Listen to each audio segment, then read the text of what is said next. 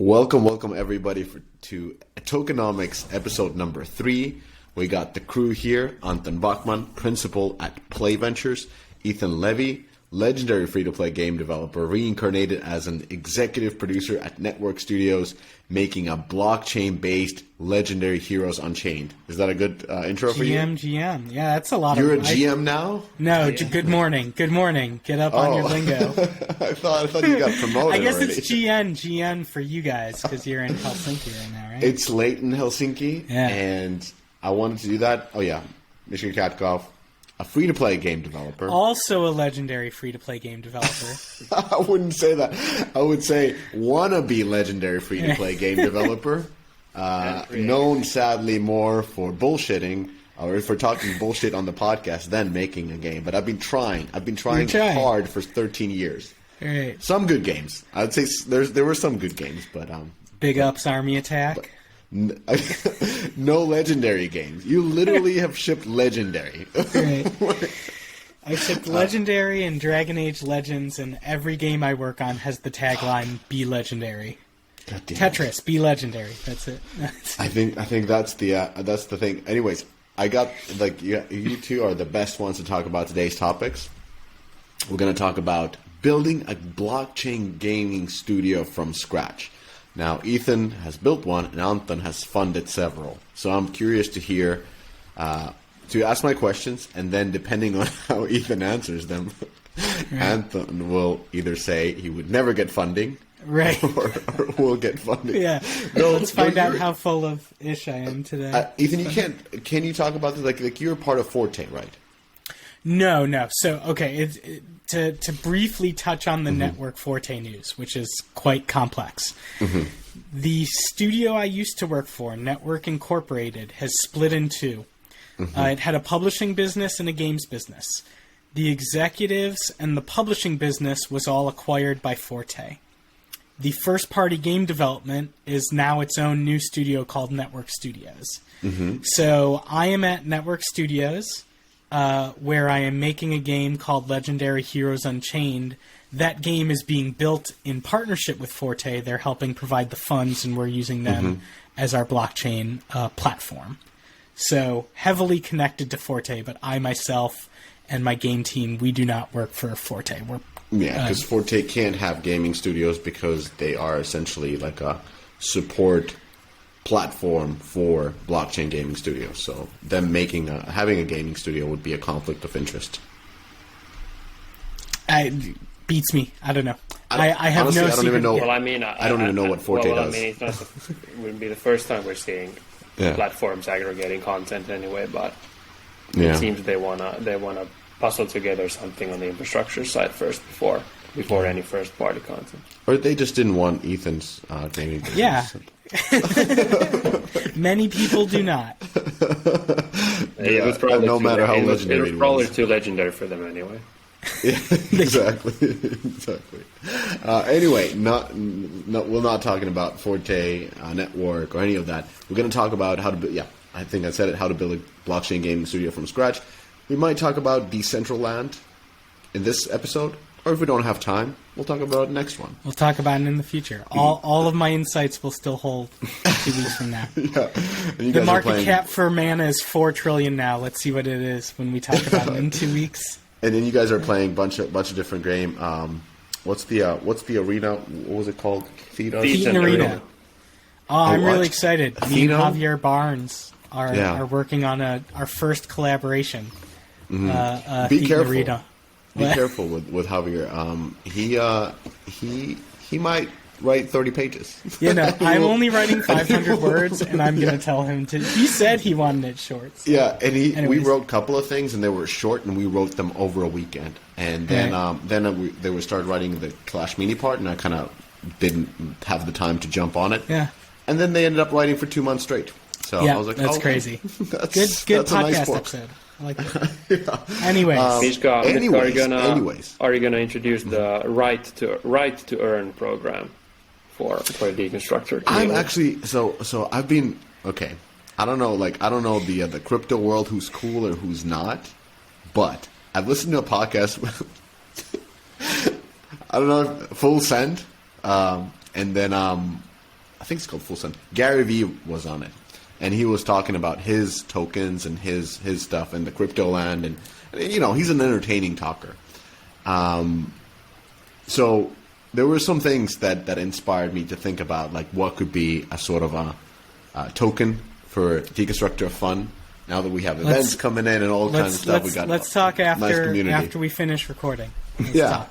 Off the record. So I know Ethan is inspired by Gary Vee as well. No, yes, you are. Don't be like that. You are. Come on, man. I can honestly say I do not. I have never consumed any Gary Vee content. So this was the first podcast that I saw. Anton, what were you saying? No, I was making a bad pun about taking that stuff off chain and then. I don't know why people hate Gary Vee. I don't understand. Like the BMI's too low. I can't trust him. We can have a separate episode on the Gary Vee NFTs. Okay. Yeah. That's it's an interesting one, but yeah, he's made I don't remember what the numbers that his NFTs made, but they were outrageous. Yeah. Not NFTs, the tokens, but he's all into that, and he just had interesting ideas of building and how it's kind of like it's almost like a stock in what he's doing. Anyways, enough about Gary Vee. If you were interested in that podcast, I think it's Full Send. They have a lot of very radical content. Not radical, but just it's kind of like a Jersey Shore of podcasts. So now you know what I listen to. Anyway, I wanted to ask. So, haven't heard much about. Like, I haven't gotten into this piece of news, but since you guys are in Twitter all the time, like, what was this Twitter launching NFT profile pic verification thing?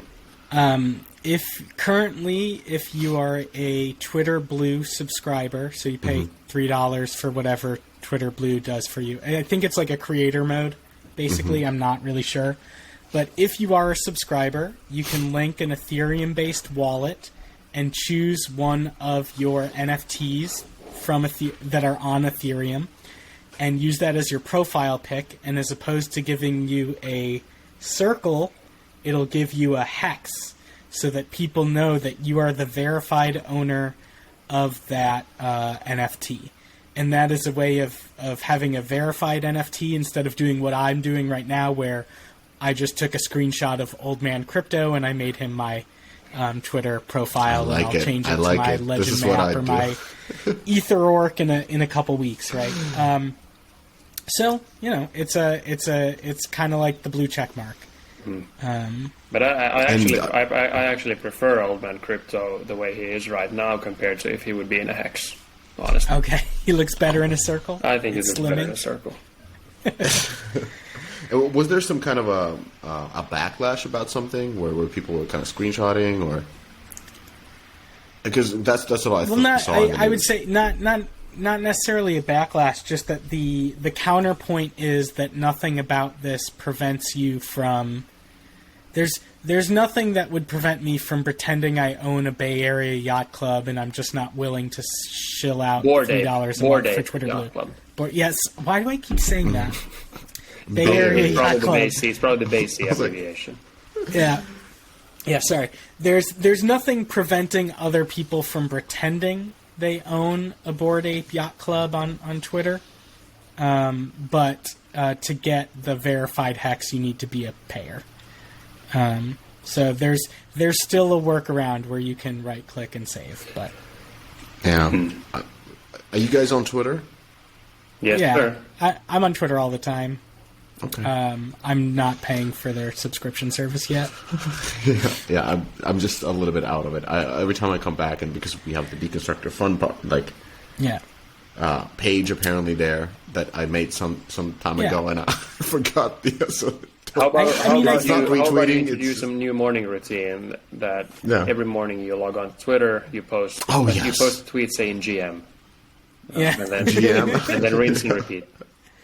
Yeah. And then get into some culture war conversations. Yeah. I mean, the thing straight to that. The thing I think is smart is that it is a status symbol to make a CryptoPunk or a Bored Ape your profile pic.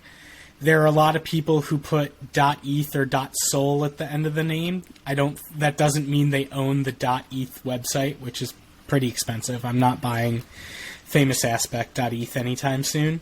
But like, there are a number of ways of showing your status in the NFT and crypto community, and I think it's smart of Twitter to embrace it.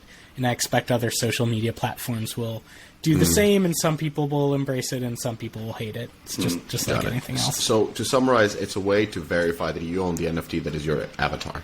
Yes. Okay. Got it. And did Famous Aspect cover this? So Famous Aspect, Ethan's blog. I got COVID last week, so Famous Aspect hasn't been covering anything. That's not that's no excuse. No blogging. I'm focusing on the game and the podcasting, and hopefully I'll write some more articles next week too. All right. My New Year's resolution on blogging was a little ambitious. It was like you went from, it was a typical New Year's resolution. It's like people who start going to the gym. They're like, I'm going to go 7 days a week. Yeah. Like, let's start with 7. It's February soon, so we can drop the New Year's resolutions. Yeah, that's true. So any other news with Illuvium announcing PvE closed beta? Yeah, so this is from the Illuvium Discord.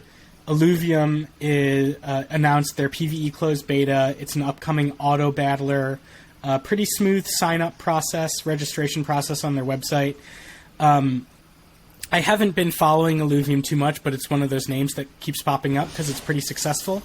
ILV, their token, when I checked this morning, had a $571 price and a $362 million market cap.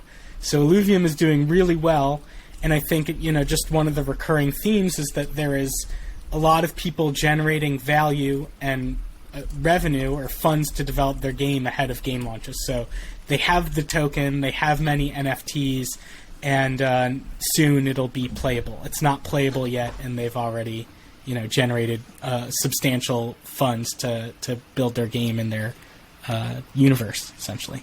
So how much? I'm just curious how much they've. I don't know how much they've raised personally from the token. I'd have to do some research to see if that's available, but like a token price of $571 a token and a $362 million market cap is nothing to sneeze at. So they could probably sell, any money they needed to fund their game, they could sell treasury holdings just to get fiat with those sorts of prices. Or, they've also been successful at selling NFTs so far. And I'm curious, like, since cryptocurrencies are going down with this, essentially the way I understand it is that the interest rates will be going up. The central bank, the Fed, kind of informed early on that we're going to do it, so that caused naturally the reaction. So no more free money for folks who have a lot of money. So they are pulling out from more riskier investments and doing everything under Berkshire Hathaway, apparently, or any blue chip company. But of course, crypto being one of those riskier investments that especially folks who kind of invested into everything probably put in, the 10% in some crazy stuff, which is crypto. Does the price drop that we're seeing now with Bitcoin, Ethereum, and others, does that affect blockchain gaming companies, especially since a lot of the sort of money they've raised are in tokens? I think you're right that it's obviously there's been this idea that Bitcoin and other major tokens could be seen as kind of inflation hedges, but I think the truth is closer to what you said, that it's kind of the riskier part of your portfolio. And if you need to start covering your other positions, you're going to get rid of those first, both probably from a retail up to an institutional level. In terms of how it has impacted the gaming or the blockchain gaming market, obviously any of the other major tokens out there on the gaming side or the wider metaverse side, if you will, have sort of taken a beat as well. If I look close, at least based on my observation, looking at the startups, I think what's now different compared to 2017, even though sort of from an outside perspective it's very similar in terms of how many projects are getting funded and how many games are apparently going to come out in the next coming years. I think the difference is there's a lot more institutional capital committed to funds right now that are specifically focused on funding startups in this space. So we're likely to see that committed capital still being deployed in the next coming years, and at least the teams I've been working with and the teams we look to work with, I think this is something that hasn't really slowed them down. Maybe delaying a token launch or so with a few months or a major listing to make better use of market timing, but kind of delivering the game and building out the ecosystem, building the community. I think the best teams are still laser focused on those and aren't stopping because of changes in the market. Yeah, this isn't affecting anything we're doing, and I wouldn't. This doesn't deter me from kind of my long-term hypothesis on why crypto gaming is so alluring and why I think it's going to eat free-to-play in its entirety. And something that we'll talk about, I'm sure, over and over again is how treasury management becomes a new concern for game studios that, maybe that mattered to EA, but not to, a little indie developer before. Whereas I saw a tweet from Crypto Raiders, right, where they said, hey guys, don't worry, we have built up a sizable position of stablecoins, and we have $4 million in stablecoins, and we have everything we need to make this game regardless of the price of Ethereum and Bitcoin. And so, one, that was oh, that's cool. Now we know that Crypto Raiders has done at least $4 million in net revenue. But it's a really smart move from them, right? They have taken in a lot of Ether, and as we're all seeing, the price of Ether is very volatile, and they converted that Ether to stable coins, so that's a coin pegged to the value of USD, and so now they have essentially $4 million, or the equivalent of $4 million that they can use to fund development, and they don't have to worry oh no, we can't make payroll this month because our Ether's down. Right. Yeah. Exactly, and also in the wider crypto market, I think there's been a very similar sort of larger movement also around that some are clearing some of their winnings, but moving those from maybe blue chip DeFi tokens or Bitcoin and Ethereum into stable coins. So the capital isn't necessarily moving out of the crypto ecosystem, but it's just moving between assets. New Steam indie hit, Token Treasury Simulator. Done. I'm just saying. I'm looking at ELV, so being the token in ILV, Illuvium. Illuvium. Yeah. What a weird word. Anyway, in 1 month, it went from $1,100 to $1,067. to today's 550. So we're looking at 50% slice in the value of this token inside a month. So I'm just curious because we talk about treasury, we talk about management, but this is 50% in a month of the value of your treasury is nothing to sneeze at. But you shouldn't. It's magic internet money, right? Would you rather have $0 or $300 million? Right? It didn't. I'm looking at it as a stock price, Yeah, you shouldn't look at it as this. Don't think about it like you think about stocks. How should I think about it? Imagine putting a real-time price feed on your own game studio. At this point, Mishka, it's yeah. Bug push to production. People don't like this week's hero. Savage Game Studio value tanks by 25%. Though I do have to say that Savage Coin sounds pretty good. Yeah, Savage Coin. I bet there's got to be a Savage Coin already. All right. Okay. All right. So and then Loop Game invests $100 million to expand. Oh yeah, this was a really interesting story. So Loop Games made Match 3D, and Match 3D is brilliant, right? It is to me just perfection of game design. It's fun. You see a 5-second video, you understand it completely. It's just it's very pure and simple and fun and well done. All the success is deserved to them. They released that they are going to invest $100 million to expand their Ethereum.io blockchain metaverse. And so far, I joined their Discord. I looked at their web page. It looks like an Axie visual style game. We can assume you're collecting and breeding Axie type creatures and owning land and battling them. and it'll be interesting to see what this big investment turns into. But just, you can't argue with the design pedigree. Match 3D's. It's one of those games I look at and I'm just super jealous, right? Oh, and you might so think, this like, is... Ethan, you make RPG games. Why are you getting so jealous? Like, it's just pure fun. Like, they got it. So, I mean, I kind of have a theory. I think too many people are indexing on Axie-style cute visuals. I think the early adopter audience for blockchain games is not this cute. Like, I think Axie is a head fake for a lot of people, and I personally would not pursue this visual style. I feel like everybody's building Neopets and, like, Farmville, and I mean, obviously, I'm indexing on mid-core high fantasy, and even if I wasn't at Network, that's still what I would be doing. I would still be going more towards a mid-core, hardcore audience, because that's who I believe lines up with the crypto-rich early adopters you need to build your community around. That's what I think is a bit surprising about this one, given that I understand that approach when looking at teams that maybe don't don't come from gaming, and they're looking to make incremental improvements into what Axie was doing, and largely follow the same pattern. But if it's kind of a team with pedigree from mobile, that I think presumably at least, and obviously I presume they have a very strong understanding of their audience and sort of who they want to cater to. But it's interesting to see where this one will go. But Anton, how many copycats of Axie do you see on a daily basis? I don't see them as much as I did during summer and fall last year, luckily.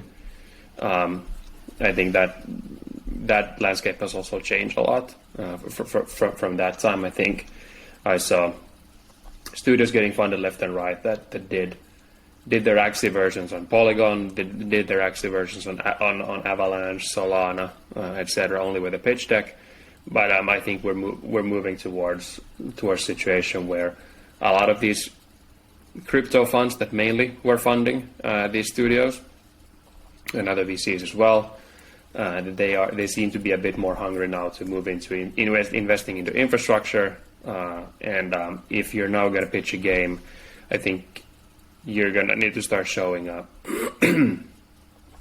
prototype or demo of some sorts in order to start winning the capital over. Mainly due to seeing that a lot of these Axie copies aren't really going anywhere, even though they might have found some small scale success, mainly on Binance Smart Chain, where most of these games are. What's the new hotness in pitches that are coming in? Like, is it skewing more towards Ethan's hardcore legendary type of stuff, like real game development guys coming in and taking space from crypto bros, or is it So it isn't, but I'm very kind of aligned based my own analysis also on kind of Ethan's approach here, and I find that audience really compelling to go after. And even something 8-bit style like Ether Orcs or Crypto Raiders, I think is more aligned with the natural early adopter audience than Axie. Right.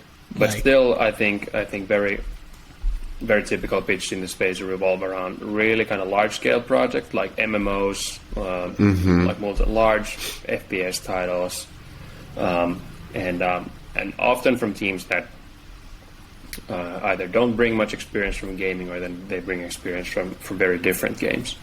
But obviously, I think now I'm speaking on Play Ventures' behalf and on my own behalf. But I would assume also that at least the gaming VCs that are investing into this market as well want to see some sort of founder DNA match with what they're about to build from a gameplay perspective. Interesting. Okay. Well, that's a nice segue to what we're talking about today. So building a blockchain gaming studio from scratch. So if I can kind of preface this by talking about on a very, very high level of starting a free-to-play studio, and then I have just endless amount of questions to both of you. So when it comes to a free-to-play gaming studio, like we know it. It's about 1 to 3 months that are sort of a kickoff time where you kick off the project, kick off the studio. That the team size might be anywhere from 2 to 4 people. You're sketching, you're testing marketability, you're doing your audience research, you're really outlining the design. What is the game about? What's the story? This and that. You're making production plans for the pre-production. You're building a prototype, and of course that leads to. Usually this is the stage that you're in a pre-seed, or you might be even bootstrapping at this stage, and then you're going for your pre-seed round or a seed round afterwards. Or if it's a part of a larger company, you're basically just open up a hiring pipeline afterwards, after kind of figuring out what is it that you're doing and prototyping a little bit around it and kind of seeing some early success. Now, then the next 6 months are about pre-production. So you're going for what you could call how a vertical generous. slice. 6 months. I would the blood I would give for a 6-month pre-production. Really? That's well, these are just average numbers. Yeah, it really depends on the scope of a game. Yeah. The more casual, the more simple it is. The what you're saying is be. The higher the scope, the quicker you move straight into full production, right? That's exactly. That's the way to succeed. Exactly. No, it's like the smaller the game, of course, the faster it goes. And some games don't even do pre-production. They kind of do everything from the first part. It really depends. So I'm just kind of throwing out, this is like the most in the middle, and then you skew to different directions. But with pre-production, it's like your target is really the vertical slice, and then people always want to misconstrue what the vertical slice is. In a free-to-play game, it's the core loop. Build the core loop. Allow people to play the core loop. That's a vertical slice. The playable has to be enough for at least a couple of days so that you can put it out and Google Beta, for example, just get some early metrics, validation, basically validating the engagement, validating the first part of the retention, validating the CPIs, because you're actually not testing marketability through platforms like Geek Lab, but you're actually acquiring players. So at that point, app sizes become more important. App Store pages, your different creatives. Not that you're testing at large scale, but still, those will play a role. In pre-production, you're testing your outsources if you haven't worked with ones before. With your content production, you're getting your target art in. You're play testing and iterating through platforms like Playtest Cloud, friends and family, and so forth. But most importantly, this is the stage of kind of preparing for full-on production, but even more importantly, it's validating with the real players that what you're doing makes sense, and you should go forward and get into that more expensive production phase. And then production phase, Ethan, this might be even 12 months. It depends again on the game. You can put in whatever numbers, but in the end, it's really 2 years to launch a game. Like, however you want to put it, like a normal game is about 2 years. Content balancing, polish, FATUIs, QA, that's your production. Events. It's the boring time. This is the time where product people set up podcasts and blogs and stuff like that, because they can't add features. It's playtest, and it's the boring time. It's the it's like it's the lull time before the war for product managers, and then it's the busy time for everybody else building the game. So I hate production phase. Anyways, no, actually, thanks for being so many times in production. I have deconstructor fun. You and I run our teams very different. No, it's like it's everything is like being backlogged, and you can't add anything. It's just like focused on just. Yeah, I'm just poking fun. Sorry, I'm just poking fun. Yeah. The one, one thing I would. This is kind of, that you've laid out kind of a roadmap for standard free to play. Mm-hmm. I do think in our current market, which is very saturated and where CPI is, unless you've got a brand that is going to bring downloads guaranteed, your success is very largely about your CPI and then the LTV you're able to create on the other side. So, me personally, I'm doing marketing and CPI tests in that pre-production phase. I'm not setting an art style until I have one that comes with a CPI on static images that I believe will lead to success. And that's not something we've done that was, that wasn't necessarily the case 7 years ago. That would have been like a next level practice. Whereas now I think it's a required practice due to the maturity of the market and the costs of installs. Ethan, I'll do one better. Like I mentioned that you do it already in the concepting phase. Yeah. Like at that point, exactly. because you can't, I think even move to pre-production. We've had our portfolio companies, at least on the free-to-play side, using stuff like Geek Lab and so forth. So it seems that is also be quite. I think Play also has some stuff with 12 traits now. Solston. So we kind of used both because the other one gives you the genre, like you can purchase from them direct like genre packages. So let's say you're making a vehicular battle game, and not too many are making, but you are, and then you can purchase actually that whole pack where you can study the audience of currently players who are playing vehicular battles. So they have a pretty like deep taxonomy of all kinds of games. And then through that, you get the audience, and then you start running your tests with Geek Lab. So you do that all, in my opinion, in concepting phase, where you're doing your positioning of the product. And only then you move into pre-production when you're actually making the art based on the audience study you've made, as well as the first marketability test. So Ethan, absolutely right. Yeah. And you have to do that even before any art is being done. Yeah. I would even, like, if you can make your prototype a playable ad, that's the, to me, the next level. Well, right there. Let's be honest. Not playable ads don't work for all kinds of games, but that's a different story. And and different partners of the podcast might have a different opinion. But I've seen them work. I prefer to use Vungel's Play to Earn. No, just kidding. With Vungle Ad Builder. Sorry. Shout out to my friend Oliver, who is. Okay, Vungle. Yeah, I've never heard of them. Not the deepest friends of the podcast. We don't know them. Anyways, but if you'd like to sponsor us, I will talk about your company like this. Yeah, Ethan is for sale. Then soft launch up to 12 months. Like we've seen soft launching being almost 2 years now with different games. I've been on a not best practice. I've been I've been added to the end phase of a multi-year soft launch that. Just, sometimes you give a product too many leases on life, we can say. Which product was that? Well, it never made it to worldwide launch. So was that from Network? Yeah. Was it the Ellen DeGeneres game? No. There was no Ellen DeGeneres game. Why did I came up with who? What? I don't even know. Yeah, we're in some Network baseball that doesn't entertain anybody. Now everybody was like, "Did they make a game with Ellen DeGeneres?" Yeah, we have never had a game nor with Ellen DeGeneres. That's I don't know, but where I that would came love from. to. Great IP. Yeah, strong community.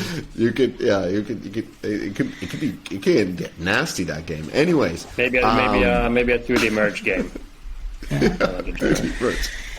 And then soft launch 12 months, CPI retention monetization, then hard launch, and then you're in the content treadmill. Anyway. That's the free-to-play model. And I was kind of wondering, okay, I have this model in my mind, and this is the only model that I've actually worked in, whether making games for Facebook Canvas, Google Plus back in the days,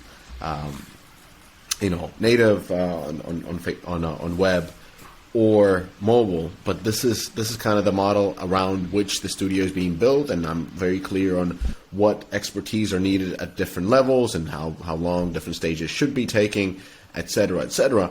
But with free-to-play, you have a lot of requirements. So let's go step by step some of these, and then I want to ask questions like. I'd like to preface though by saying that even though maybe the intricacies of building a game in crypto now is a bit different, also because of the investor base of this, the kind of like capital available for early stage pre-product teams is also very different from free to play at this point. But I would still argue that in time, if and when we see more kind of game first teams going into this space, I think a lot of the same product philosophy that has been developing in free to play for the past 10 years will also be very visible in this. I mean, there's an abundance of data. Obviously, all of that is still a mess in terms of kind of figuring out, building the proper UA stack for Web3, because we have the wallet addresses out there. We have services like Nansen where you can go today and check all of the transactions and recent made today with their wallets. But all of that, and you can just choose random wallets to airdrop some NFTs if you want. Obviously, some of them or many of them. Go to market is super interesting, and there are many options and many that have never been explored even yet about how you kickstart your community. Exactly, but there's plenty of open question marks there. But maybe let's jump into your points and. Well, actually, I like this is an interesting one. So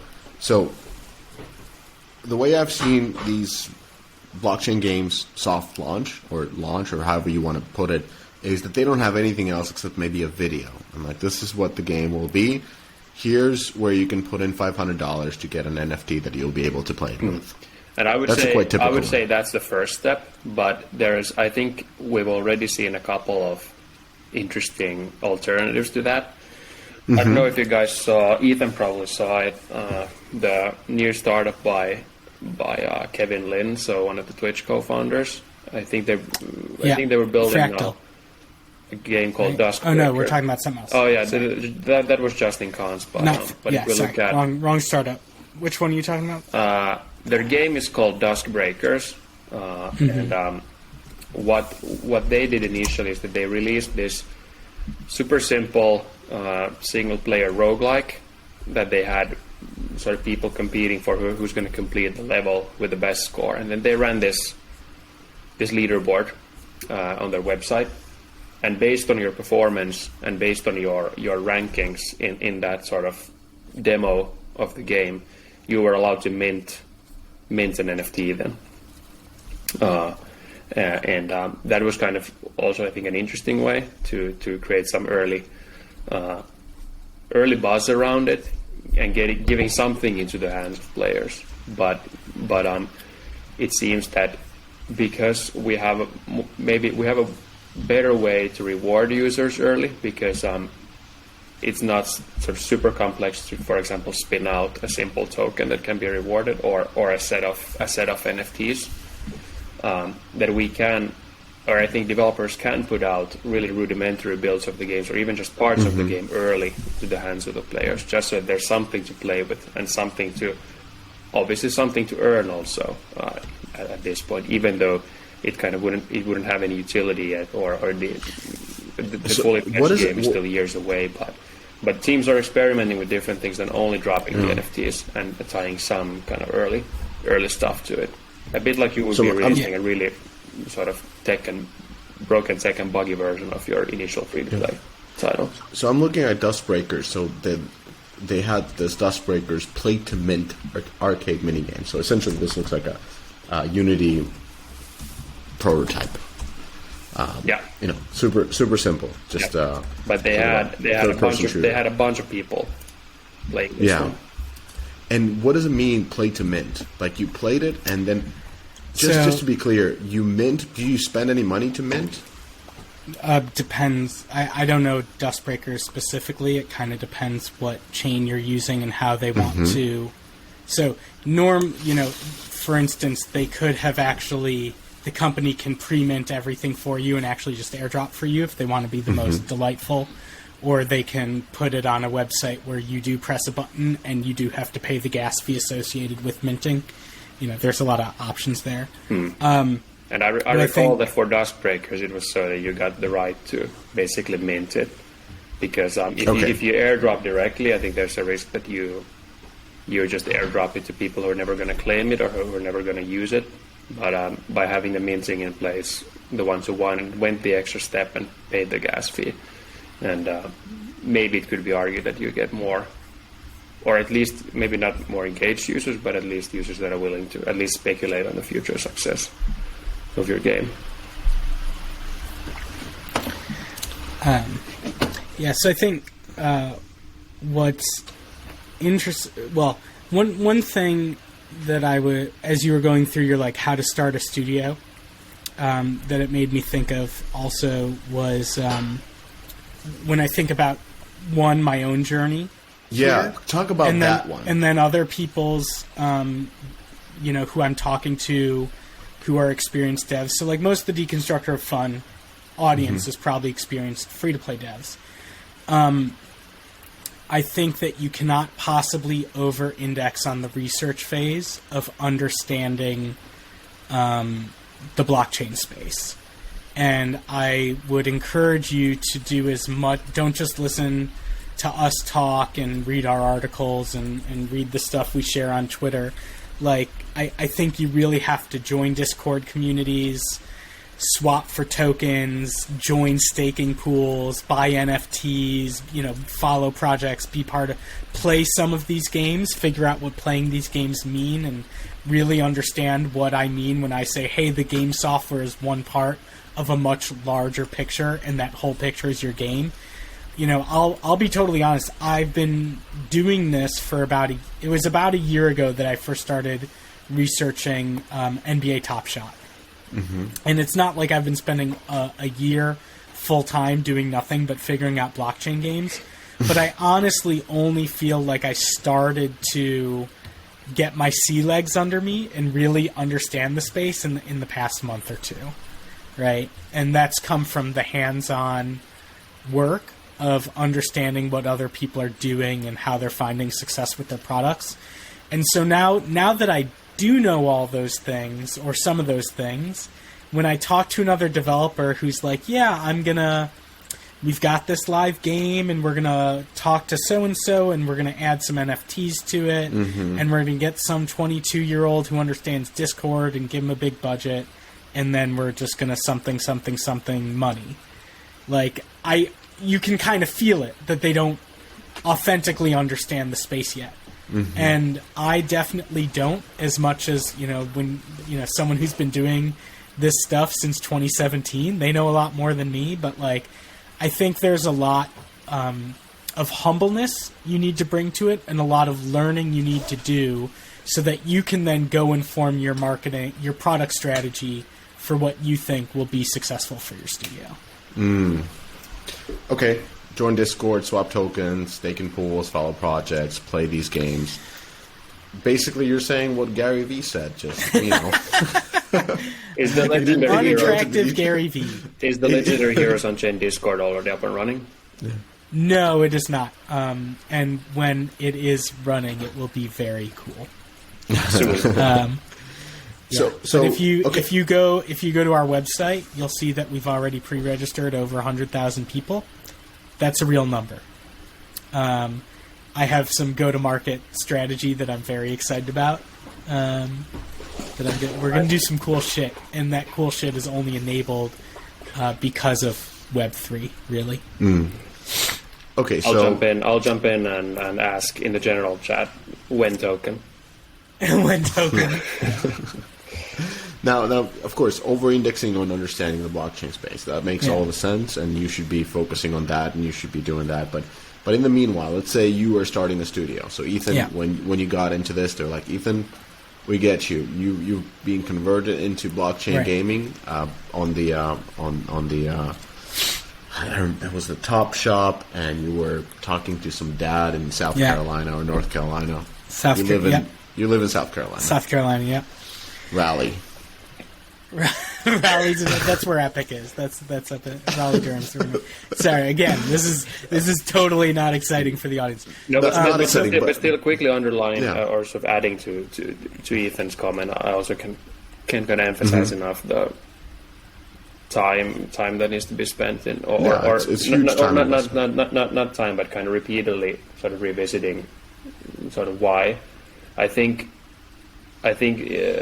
crypto came kind of overnight into gaming sometime last year, and developers went direct to questions like, how do I build an NFT marketplace? How do I do an NFT drop? How do I build a Discord community without spending too much time on what it actually means that will potentially have a new suite of internet protocols that are going to potentially replace a lot of the existing private database structures that we have out there with proprietary APIs, and what the composability aspect of this tech means, and actually making all of these developer interfaces open for everyone. But let's say play came in. Anton was like, team is looking good. Here's 2 million euros for you to kick off the project. Now, I can't say to Anton, like, okay, cool story, dude. I'm going to disappear to Discord for about 8 months right now, and I'll get back to you on what we're doing. I would imagine that 8 months of Discord happened before he wrote the check. Maybe, but sometimes if the team is so cool. But so let's assume you have your funding and you've got a traditional free-to-play group of people. Exactly. I think there are a couple really key projects to orient your studio roadmap around. Mm-hmm. Okay? So one is going to be what platform you're building on, essentially. Mm-hmm. It's going to be really important. Are you on Solana? Are you directly on Ethereum? Are you on Forte? Are you on Polkadot or Avalanche or Wax? Like, this is there are a lot of options out there. They have their own trade-offs. You could build your own. You could use a Starknet to build your own version of it. That's a very serious technical question. You kind of have to have a general idea of what the game you want to build is, probably, to make that decision. But that's going to be one of your critical projects. And probably in the course of making that as an informed decision, your engineers, if you're kind of converting people over, will learn a lot along the way. That will make them much more Web3 type people. And this may be most important in the go-to-market phase on choosing kind of, because it's also about, it's not only about what tech you're choosing, but it's also about kind of what's the community you're getting that exists in other projects and other games on top of that chain, or whether it be a layer 1 or layer 2 solution. Down the line, I think when the company grows and the game grows, it's going to be of less importance, because what these tend to do is that they usually choose one chain for their go-to-market, but then over time bridge to other chains as well, and then are able to tap into the user and player and the other product ecosystems on those chains as well. But from a go-to-market perspective, I think those are the main questions you want to be thinking about. So does it fit kind of the type of game you're building, and then seeing that, is there an audience match with the users on other games being built on that chain? And then and that go-to-market strategy, I think, is your other big project, right? Like, what is your game is actually a subset question of your go-to-market strategy, and go-to-market is all about how are you building your community? Who is your community? How are you going to build that community? How are you going to keep them engaged? And then what are you selling or pre-selling, or like, how are you doing your tokenomics? How do you make sure your art's appealing? All of that, to me, is in that go-to-market strategy, right? So, like, this isn't, obviously I'm building a second Legendary game, so this isn't what we did. But if I was building a new game, let's say I knew my genre, and I knew relatively what my core loot was going to be, to go back to that market testing, right, I would start making still ads in different art styles, and different themes, Is this a sexy vampire game? Is it a hardcore dudes with abs game? Is it a robot game? Is it 3D, 2D? Hardcore dudes with abs game. Yeah, no, I know that's what you play. Swole Patrol. Shirtless dudes with abs perform well in those free-to-play ads. Mishka will come and do the motion capture for it. Yeah, it sounds like Jersey Shore. Anyway, so I would be measuring which one of these art styles is most efficient at getting people to sign up into a Discord. So that would be testing one of the CPIs, right? Yeah, testing basically CPI to community to right? Discord. But yeah, Discord or Telegram, or maybe you want to do something else. But so. How you're building and engaging your community is a core part of your go-to-market, and you should be orienting your entire company around that community roadmap.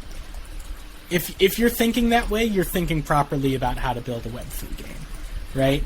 So, you may have, this idea of having the first touch of the software, as you said, with Duskbreakers, being a mini game that you play, and by engaging with that game, you then earn the NFTs. That's a brilliant community building strategy to seed your audience and build up your fans for your game.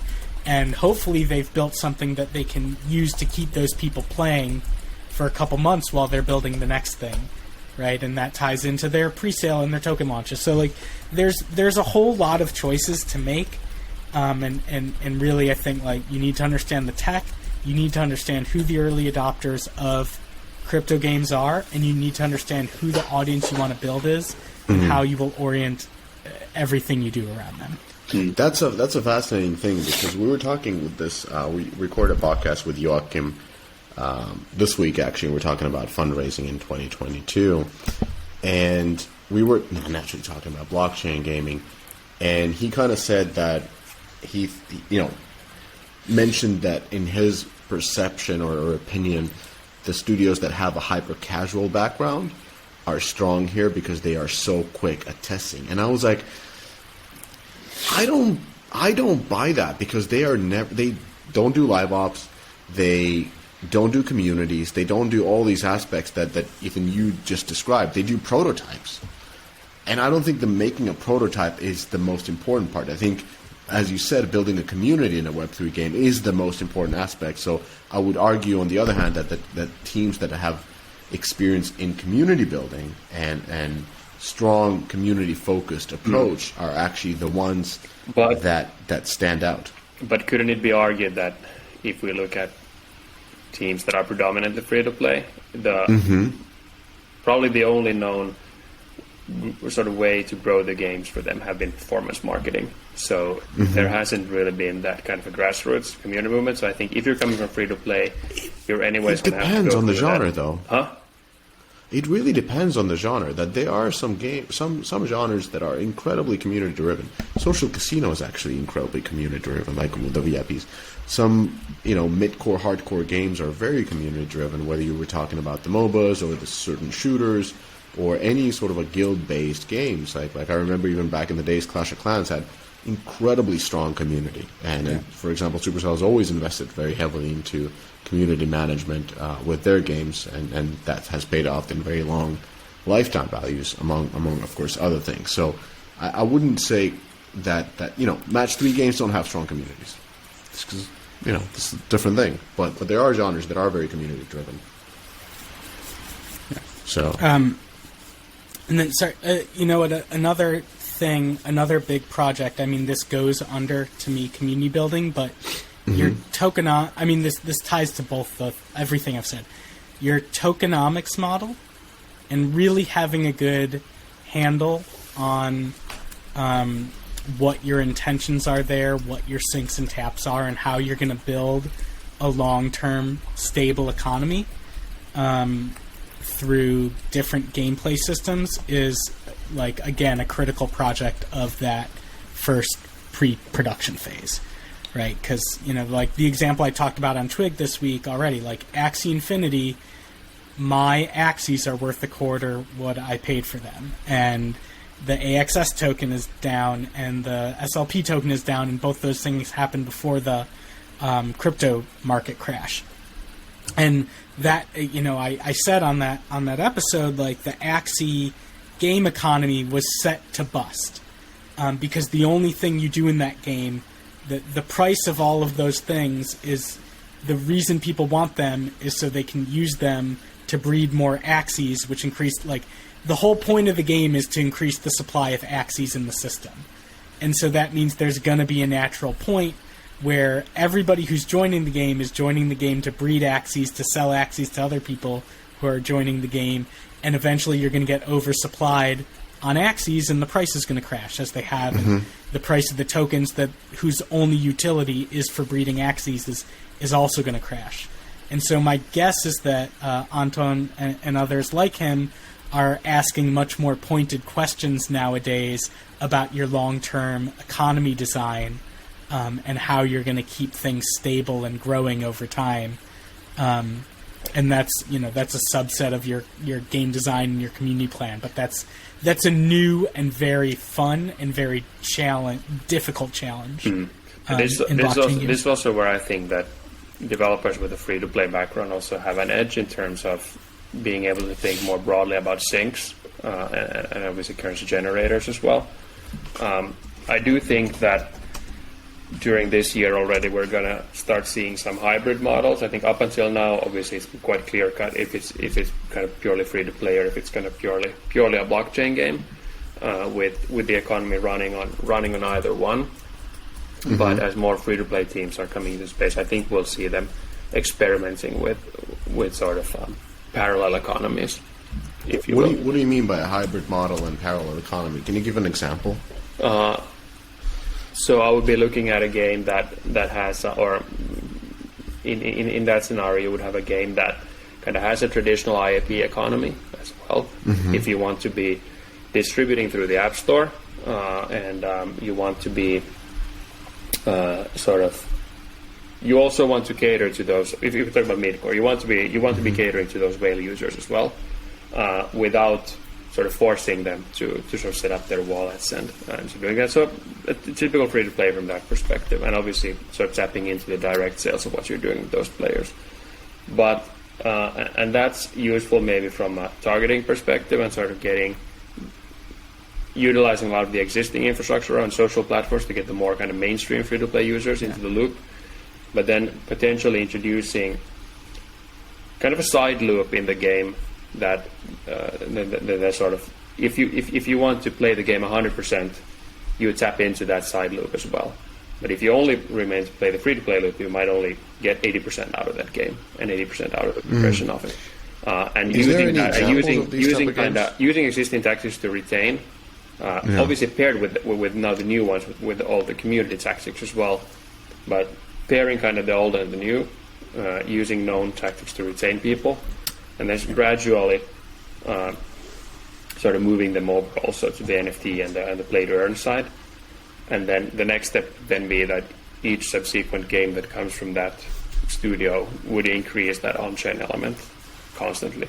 I think if there's an opportunity, it's likely because of if there's going to be onboarding issues or sort of challenges in kind of having the lucrative free-to-play audience moving over to kind of on-chain, because I think it's also probably an educational matter as well. Yeah, there's also an economy. Sounds very difficult. Sounds like you're making essentially two games. You're making a blockchain game and a free-to-play game. But if we think about if we would use an on-chain Clash of Clans, for example, where you would have that main loop of building the main village would be a free-to-play one. But I recall they introduced the side loop with the island, where you also started building a new base. But think about that base and that gameplay being run with NFTs and play to earn. So it doesn't affect that sort of one progression curve you're doing with your main base, but it is the gameplay of the kind of second progression curve. So you kind of honeydick players into playing a totally different game. It's like a 4X strategy. Like they do the top battle is another one where they kind of show you a merge game with battle. It's a 4X strategy. You're like, hey, this is not a 4X game. Relax, just match these units, and it's going to be fun. And then you zoom out of the map, and you're like, oh my god. Another way to think. I mean, I won't go too deep into the economy design for the game I haven't launched yet, and I'm still building. But there are elements of the game that there are currencies that you get some amount for free daily, and if you want more, you just have to buy them with IAP that you can't buy them from other players, right? So like Smooth Love Potion and Axie, when I want them, I can grind for them or I can buy them from other players. That's because it's based on a token. In this new game, there will be some things that work like that, and some things where I want to have a very direct control over its use in the economy. And basically, I want to say, like, if player wants to do this many minutes of activity X, and I know exactly the reward payout for activity X, they need to give me dollars, right? Like, they get a certain amount of free every day, and the rest of it is a traditional free-to-play economy. And in that way, trying to wall off certain parts of your power economy from being able to spoil other parts. Because I think there's still the risk that if everything of that is kind of tied to, or before we kind of figure out ways to keep it stable, but there's a chance that similar with Axie, the whole economy goes down if something goes bad. But if you're still as a developer able to control some of the levers, it might still provide for a better gameplay experience, at least before that token design comes around, where so that could be solved completely by the user. It is definitely very complex, and nobody has any answers yet, and that's actually what I find very exciting about it. Like, it has energized me in a way that free-to-play game design really hasn't for the past couple of years. Where I realized, like, hey, I've been downloading a bunch of games to my phone, and I'll go, oh, I mean to play My Hero Academia, like, I'm sure there's some lessons in here, and I'm just not excited about opening up any of those games and checking them out and trying to learn from them, because I felt like a lot of things were kind of known or stale or really easy to understand, and this whole new world of Wild West craziness as a designer is extremely exciting for me right now. Okay, so that's clear. The tokenomics model, designing that, it's like a core loop. It's like economy loop essentially that you're doing, but with not equally. Actually, you can't really fix it on the fly. That's the difference. With the economy loop, you can kind of add more syncs, you can add more elements to it, and kind of patch it up a little bit. But with your tokenomics model, it's harder, right? But it's harder, but I think it's you could decide. Obviously, you would decide the parameters of how much that currency is worth in your game. It's different what it's worth in a dollar value out there on the open market. But obviously, you can adjust the cost within your game. But then that could lead to community backlash because there's not too much transparency around it. Which is also what's happened with Axie as well, when they've introduced kind of new rules of how much you earn and who is able to earn. And they're doing this hybrid approach by considering to launch a mobile game that essentially would be the sort of the lead product that people would have high accessibility, and that would through that be more incentivized to come into the blockchain version. I don't think Axie is doing it. No, I think they announced that a mobile game. They have a mobile game. You can sideload it. The majority of players sideload it and play on Android, and that is the blockchain-powered version of it. But I think they talked about making a free-to-play game. I don't know. We talked about it on Twig. I remember Sufert was going crazy about it. Yeah, but I think they're still going to keep very much similar elements to the existing game. But what they want to introduce is players being able to try out the game before they need to purchase or to not have to purchase the Axies up front, but having this free to play, similar to what Panzer Dogs is doing with their game as well. And that's by the way you can't really play it. That's by the former hyper casual team as well. That's gone into the space that have a free version of that you can try with, and then obviously the NFT version as well. Let me kind of summarize it, and then let's try to build a studio out of this. So first of all, over-index on understanding the blockchain space and all the elements there. Then on the side, you have to have your technical person, your CTO, your technical director, really searching and understanding what platform you should be building on. I would widen that out. Everybody. I mean, product people too. Every product people. Everybody needs to be on. I'm never going to know as much as my lead engineer, but I have to understand that. Understanding those things help me make product decisions too. So before that, you're already thinking about what kind of game you're making. You're already ideating. So you have that ideation loop going on, and you're doing your marketability testing. You're probably using different platforms, but you're driving players to Discord. Or what? Just testing images. Just testing images. Yeah, I would be. If you're ready to run Discord, I'd drive them to Discord. If not, I'd be driving them to a pre-reg website or something. Got it. Okay, so initially you're just testing what kind of art styles. That's your first stage.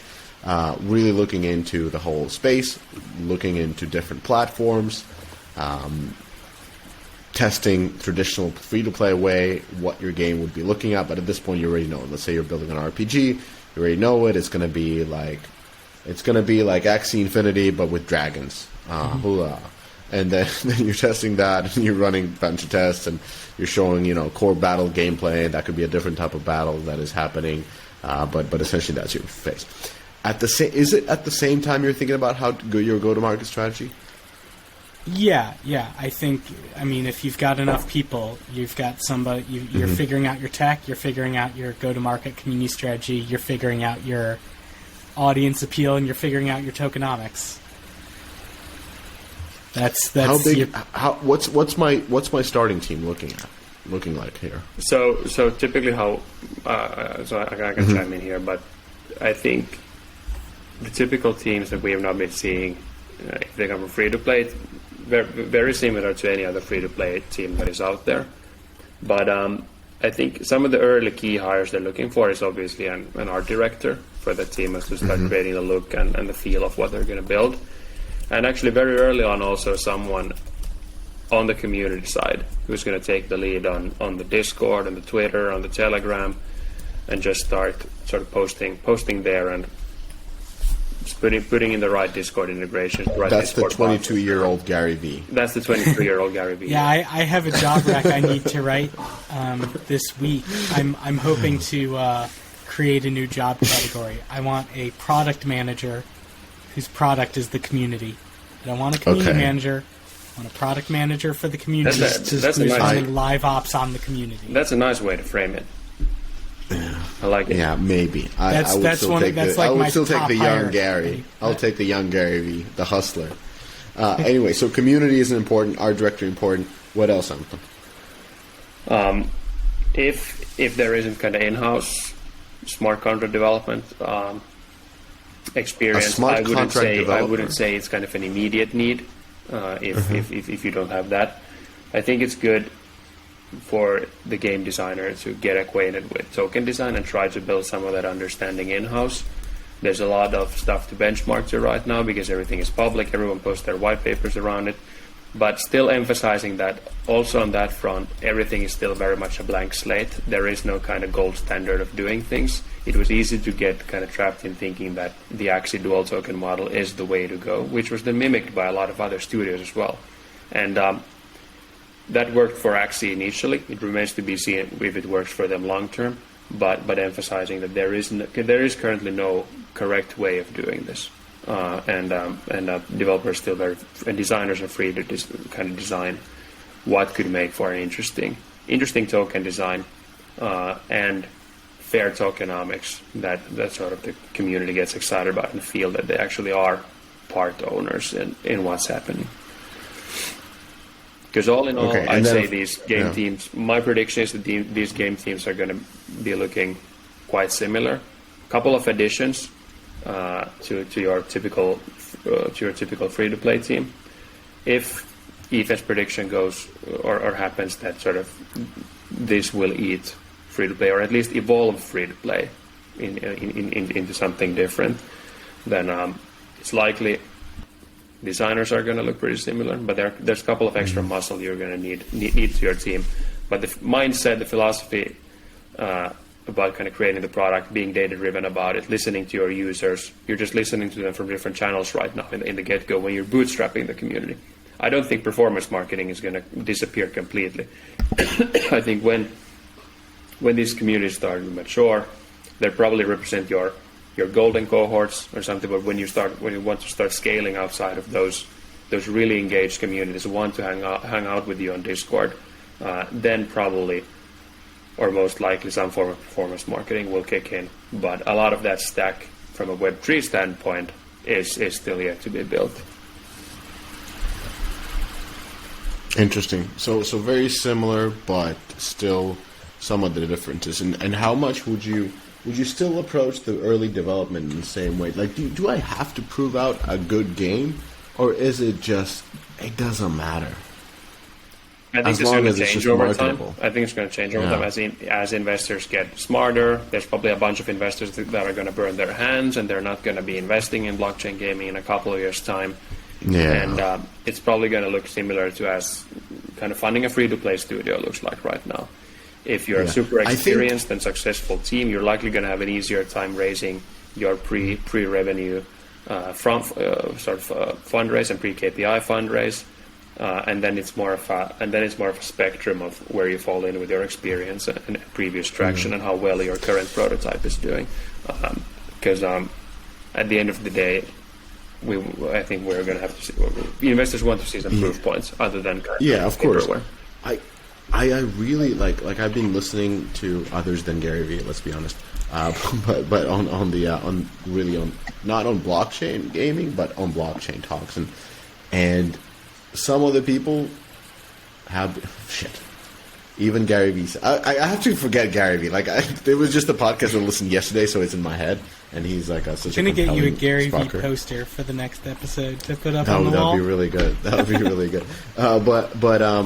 But even a lot of people who are very bullish on blockchains and NFTs are essentially saying that 98% of what we're seeing right now will go to zero. And that's most likely true.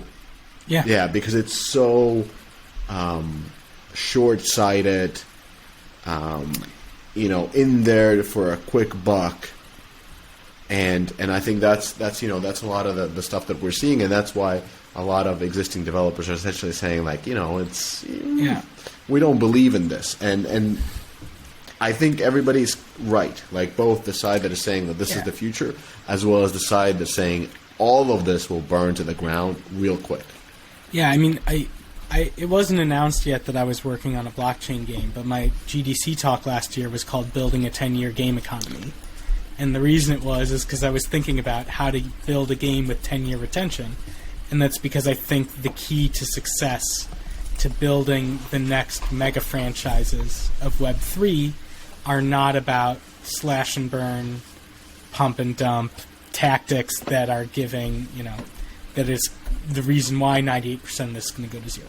Yeah. I think, the game teams that build the forever franchises with the 10-year plus retention on Web3, those are going to be the next Zyngas and Netmarbles and Tencents of the world.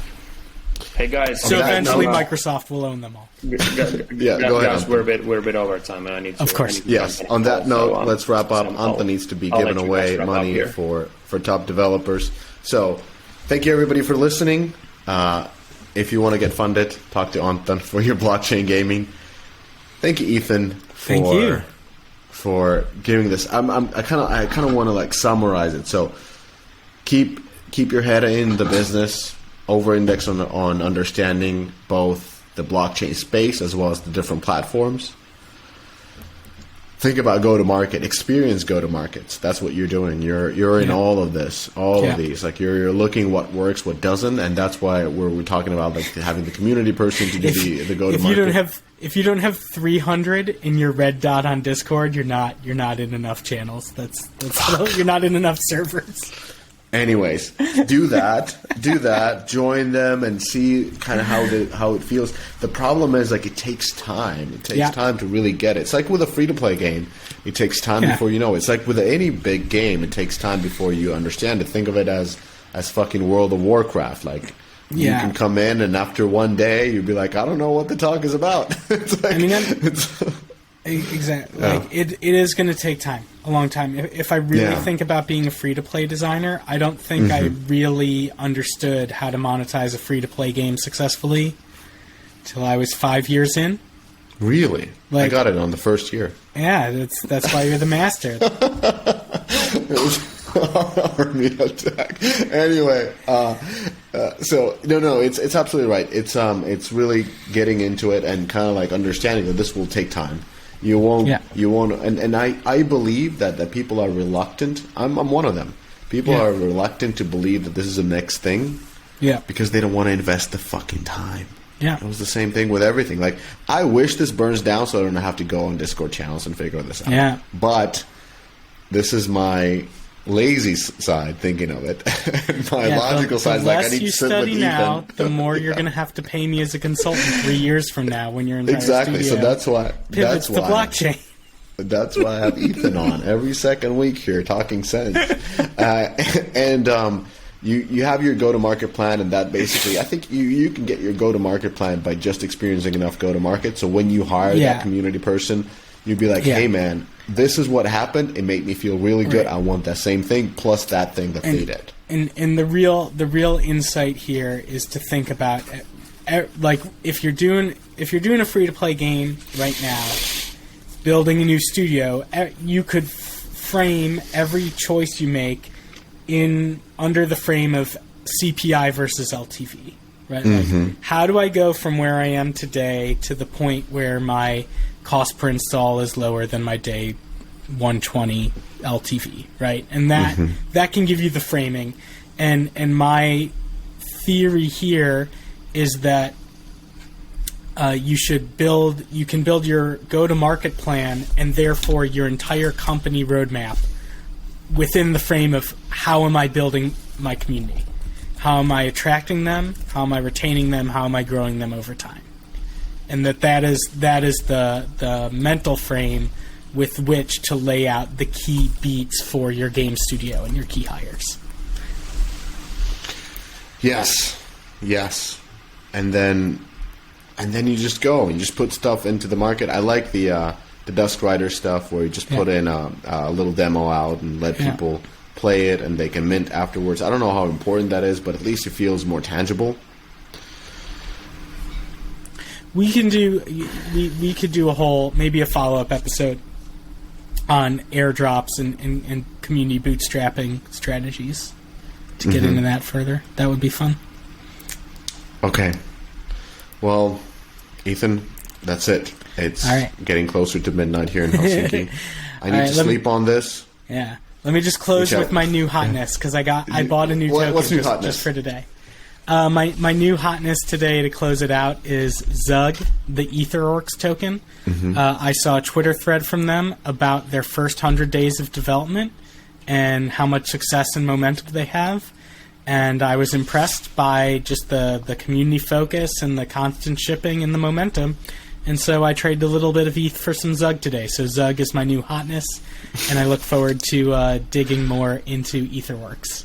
How much are you losing currently with your crypto wallet? It's all learning. It's less than getting another college degree. I'll say that. Well, they're free in Finland, so on that note, shout out for my free master's degree in international business management. Shout out to socialism. About interest rates. Anyways, good. Thanks everybody for listening. We tried to make this in 45 minutes. I think we ran 45 minutes over.